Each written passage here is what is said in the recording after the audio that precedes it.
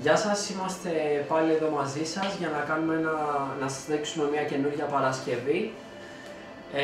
Πάνω στην πλάκα τώρα την έχουμε βάλει να ζεσταθεί. Θα απλώσουμε κλωναράκια ρίγανη, φρέσκια ρίγανη και θα ψήσουμε πάνω τις μπριζόλες μας. Έτσι ώστε να αρωματιστούν, θα λατιστούν ούτως ή άλλως από την πλάκα και θα ψηθούν παίρνοντας όλα αυτά τα θρεπτικά συστατικά που έχουμε πει μέχρι τώρα. Ρίχνουμε ελαιόλαδο πάνω στην πλάκα μας. Το ελαιόλαδο εμποδίζει από το να λατιστεί υπερβολικά το φαγητό μας. Και τώρα βάζουμε το στρώμα από τη φρέσκια ρίγανη.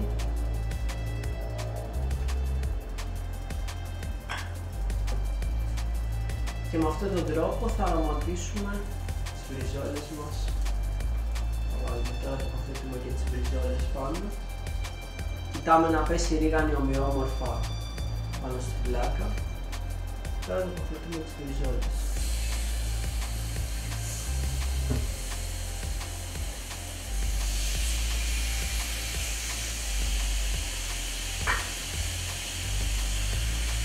Η πλάκα μας χωράει 3 μπριζόλες πάνω να ψήσουμε και ο καλύτερος τρόπος κατά τη γνώμη μου για να τις ψήσουμε είναι να δούμε το ψήσιμο όπως ανεβαίνει σιγά σιγά και αμέσως μετά να τις γυρίσουμε από την άλλη πλευρά, αλλά πρέπει να προσέξουμε να μην τις ψήσουμε υπερβολικά γιατί θα στεγνώσουν και εμάς μας συμφέρει να μείνουν κάποια υγρά μέσα έτσι ώστε να γίνει πιο ζουμερό το κρέας μας και πιο νόστιμο.